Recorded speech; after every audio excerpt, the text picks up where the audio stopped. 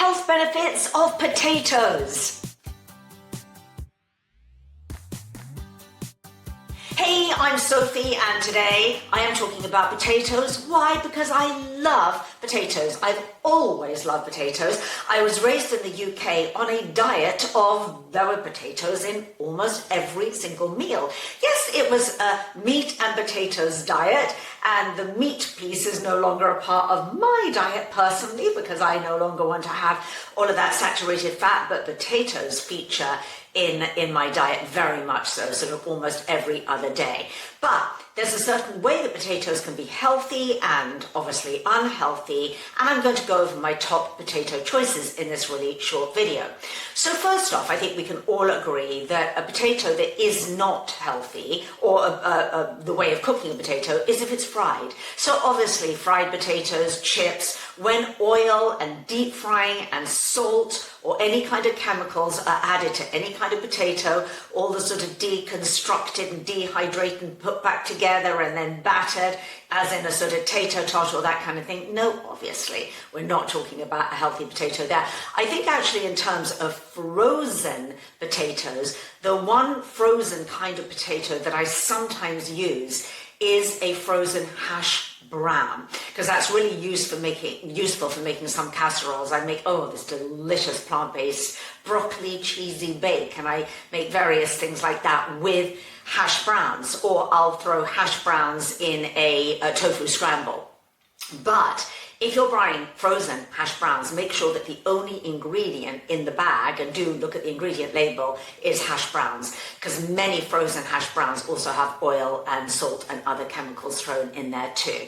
But let's talk about the healthiest potato. So the healthiest potato that you really can buy is a purple potato. So why is it so healthy? And I'm just going to scratch it. Actually, I'll do it with my thumb a little bit here. So can you see that beautiful purple flesh? So the reason why it's so unhealthy is the purple flesh means that it's very high in an antioxidant called an anthocyanin.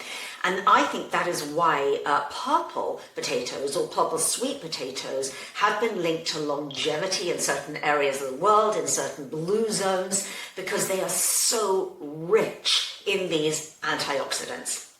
And these antioxidants help boost your immune system, they help lessen inflammation, they have so many benefits.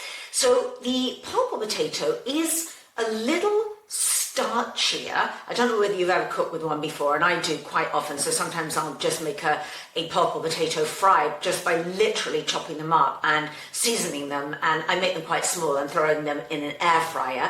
Sometimes I mash them, but they are a little more starchy, so if you are mashing it, you'll need quite a lot more liquid in there than you would with a regular sweet potato or a white potato. The other thing that you can do with purple sweet potatoes, which is really fun, is you peel it, you steam them, and peel them, cut them into chunks, steam them, and then you can just keep them in your fridge, and then you can add a chunk to your morning smoothie to give it even more of that beautiful purple color if it's a sort of berry smoothie, and adding a little bit more vitamin C, and it's adding all of these beautiful anthocyanins. So that's a kind of fun thing to do as well. So they're very, very versatile. I'd love to know in the comments below this video, do you eat purple sweet potatoes? If so, where do you get them from? I'm quite interested in that. Main source from where I get them from, living here in California, is actually Hawaii. A lot of them are grown in Hawaii. So I'm kind of interested to know if you have a source of them, if they're sold in your local store, and particularly if you're in a different country, I would love to know.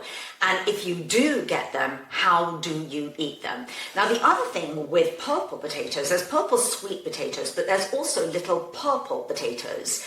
And often they come in these little bags, mixed bags. You might have seen them in the grocery store, and they're almost like little fingerling potatoes, and they'll have a mixture of different colors, like white and reddish ones, and then purple ones. Slightly different to a purple sweet potato, but nonetheless, I do like those colors. Whenever, as a holistic nutritionist, whenever I see colors, particularly purples and reds and those kind of colors in plants, that's what I'm going to grab, and that's what I'm going to use, again, because of the anthocyanins. Okay, number 2 would be a sweet potato.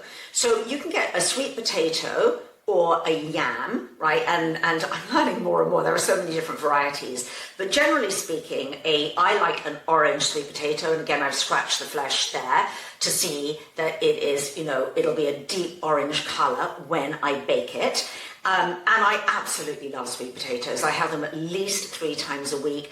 I just bake them in the oven. I don't like microwaving them, but I bake them in the oven because they get sort of caramelized, and just split them open. They don't need any kind of spread or butter or anything because they're so moist. And then I put in all sorts of different toppings, like fully loaded sweet potato. And of course, you probably eat sweet potatoes. Everybody does. They're lower on the glycemic scale than a white potato, so they are healthier. They also have beta carotene, so they have a lot of nutrients. It's the ultimate healthy food, as long as you don't add, butter and sour cream and sugar, in holidays and things like that. Just eat them. They're sweet enough and moist enough that you can just eat them as is. And again, you can do sweet potato fries. You don't have to add any oil. You can bake them. You can put them in your air fryer.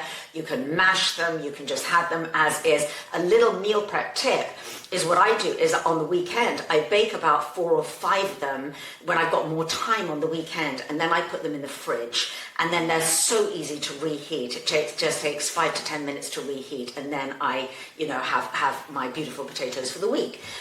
Okay, then finally, we've got a regular white potato, and this is a russet potato. And obviously there are lots of different kinds of varieties of white potatoes, but a russet generally is the one that you would use for your traditional baked potato, or in England we called it a jacket potato, or a mashed potato, on the holidays. Now, these obviously are the least healthy of the 3 that I'm showing you, because they don't have the same antioxidant or beta carotene profile, but still it can be healthy. But here's a little tip to bring the glycemic load down, because we do want to really pay attention to the glycemic load of the foods that we're eating. So when clients work with me, we're really looking at, your meal as a whole, your day as a whole. We're looking at all the different nutrients you're getting, and obviously making sure that you're getting enough of everything.